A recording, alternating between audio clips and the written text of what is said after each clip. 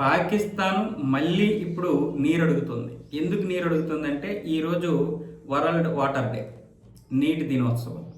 అందుకోసమని ఐక్యరాజ్య సమితిలో మాకు రావాల్సినటువంటి సింధు జలాలని భారతదేశం ఇవ్వడం లేదు, అన్యాయంగా ఆక్రమించుకుంటుంది, మా మీద అధర్మ యుద్ధాన్ని చేస్తుంది, నీటితో మమ్మల్ని ఇబ్బంది పెట్టాలని చూస్తుంది అని మాట్లాడింది. నిన్న అక్కడ ఉన్నటువంటి పాకిస్తాన్ ప్రతినిధి మాట్లాడితే మన ప్రతినిధి అయినటువంటి పర్వతనేని హరీష్ గారు గట్టిగానే ఇచ్చేశారు. ఇక మీకు నీరు రాదు, ఇప్పటి వరకు మీరు ఆ నీటిని ఫ్రీగానే తీసుకున్నారు, అది భారతదేశానికి చెందాల్సినటువంటి నీరు, మీరు ఉగ్రవాదాన్ని పెంచి పోషించే వరకు కూడా మేము నీరు ఇవ్వలేము, ఒకవేళ మీకు నీరు ఇచ్చినా సరే మేము ఫ్రీగా ఇస్తున్నట్లే, అది ఉచితంగా భారతీయులు మీకు ఇచ్చినటువంటి నీరు, ఇప్పటి వరకు మీరు తాగింది ఉచితంగానే తాగారు, ఒకవేళ భవిష్యత్తులో ఇవ్వాలంటే మీరు పూర్తిగా ఉగ్రవాదాన్ని మానేయాలి, మానేసినట్లుగా ప్రపంచ దేశాల ముందు ఒక తీర్మానాన్ని ప్రవేశపెట్టాలి, దానికి మీరు అగ్రిమెంట్ చేయాలి.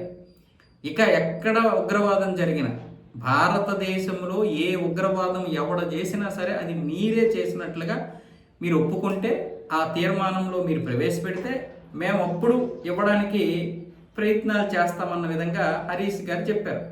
ఆయన ఎందుకు అలా అన్నారంటే అది ఎప్పటికీ జరగదు, పాకిస్తానీలు ఒంట్లో రక్తం ఉన్నంత వరకు కూడా ఉగ్రవాదం ఉంటుంది. అందుకే నరేంద్ర మోదీ గారు రక్తము నీరు ఒకే దగ్గర ఒకే చోట ప్రవహించమని చెప్పారు. అంటే ఇప్పుడు మేము ఇవ్వము అనేదానికంటే మీరు ఉగ్రవాదాన్ని ఆపేస్తే మేము ఇస్తాము అనేదానికి చాలా కష్టంగా ఉంటుంది పాకిస్తాన్కి. మీకు ప్రపంచం ఏమనుకుంటుందంటే మేము ఇవ్వము వాటరు అని భారతదేశం అన్నది అనుకోండి, దానికి హక్కు ఉంది, కానీ ఆ మాట అందదు, మేము వాటర్ ఇవ్వము అని చెప్పము. అలాగైతే ప్రపంచ దేశాలు తప్పుని చూస్తాయి, అంటే తప్పుని ఎంచుతాయి. అదే మేము ఉగ్రవాదాన్ని ఆపేస్తే ఇస్తాం అన్నది అనుకోండి, ప్రపంచ దేశాలు కరెక్టే కదా, ఉగ్రవాదాన్ని ఆపేస్తే ఇస్తామంటుంది కదా భారత్ అంటారు. కానీ పాకిస్తాన్కి ఇది ఎంత కఠినమైనటువంటి మాట, ఊపిరైనా తీసుకోవడం మానేస్తాం కానీ ఉగ్రవాదాన్ని ఆపేస్తామా అలా అనుకుంటుంది పాకిస్తాన్. ఎందుకంటే పాకిస్తాన్ ఊపిరే ఉగ్రవాదం కాబట్టి, పాకిస్తాన్ ఉనికే ఉగ్రవాదం కాబట్టి, పాకిస్తాన్ బ్రతికే ఉగ్రవాదం కాబట్టి ఈరోజు ఆ ఉగ్ర దేశం పరిస్థితి ఎలా ఉందో మీరు చూడండి. వాటర్ డే దినోత్సవం సందర్భంగా మీకు వాటర్ గుర్తొచ్చినా రేపు రాబోయే సమ్మర్లో మీకు ఇంకా చాలా కథ కనిపిస్తుంది.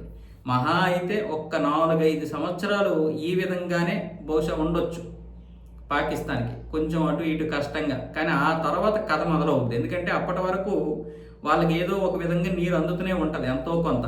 ఇప్పుడు మన జల్ జీవన యాత్ర అనేది ఇప్పుడు భారత్ జల్ జీవన్ మిషన్ అని కొత్తగా పెట్టింది. అంటే ఇక్కడ ఉన్నటువంటి జలాన్ని ఇప్పుడు మిగతా రాష్ట్రాలకు ఇవ్వడానికి, జమ్మూ కాశ్మీరు, హర్యానా, ఉత్తరప్రదేశ్, పంజాబ్ ఈ రాష్ట్రాలకి ఇప్పుడు ఈ నీరంతా కూడా, అంటే పాకిస్తాన్కి వెళ్ళాల్సినటువంటి నీరంతా కూడా అటు వెళ్తుంది. ఇప్పుడు ఇక్కడ మొత్తం 4 డ్యాములు నిర్మిస్తున్నారు, జలాశయాలు. ప్రస్తుతానికైతే యుద్ధ ప్రాతిపదికన 2 జలాశయాలు అయితే మొదలైపోయాయి. అందుకే పాకిస్తాన్ ఇప్పుడు కంగారు పడుతుంది. ఈ యొక్క జలాశయాల్ని మేము అణుబాంబులు పెట్టైనా సరే లేపేస్తామని భయపెట్టడానికి ప్రధాన కారణం అదే. ఇక నీరే అందకపోతే పంజాబ్, సింధు ప్రావిన్స్ ప్రజలందరూ కూడా ఏం చేస్తారు, ఏం బ్రతుకుతారు? వ్యవసాయానికి ఇదే నీరు, త్రాగునీరుకి ఇదే, సాగుకి త్రాగుకి ఇదే ప్రధానమైనటువంటి నీరు. అటువైపు ఏమొచ్చేసి కొనాలనేదో ఏదో దాన్ని కూడా క్లోజ్ చేసేస్తుంది ఆఫ్ఘనిస్తాన్. ఇక ఆ నీరు అస్సలు రాదు, ఎందుకంటే ఇప్పుడు జరిగినటువంటి దాడులు ఆ 2 దేశాల మధ్య ఇంకా ఉద్రిక్తత పరిస్థితులు ఎక్కువయ్యాయి. సో మీకు సింధు జలాలు రావు. మరి మా నెహ్రూ మీకు ఇప్పటి వరకు నీళ్ళు ఇచ్చాడు, 1960లో వెళ్ళి కశ్మీర్ సమస్య పోయేలా చేస్తాను, పరిష్కారం కొనుక్కొని వస్తానని చెప్పి నీళ్ళు ఇచ్చేసి వచ్చాడు. వాళ్ళు ఇంక ఎప్పటికైనా మీకు ఇస్తూనే ఉంటారు. కాంగ్రెస్ ఉన్నంత వరకు మీకు దేనికి డోకా లేదు, 2014 వరకు కూడా మీకు డోకా లేదు. అందుకే మీరు కాంగ్రెస్ రావాలని కోరుకుంటున్నారు. కానీ ఇక్కడ ప్రజలు కొంచెం మార్పు చెందారు కాబట్టి బహుశా మీకు ఆ ఆశ లేదు. కాంగ్రెస్ వస్తే కానీ మళ్ళీ మీకు పూర్వ వైభవం రాదు, కాంగ్రెస్ వచ్చే ప్రసక్తి లేదు.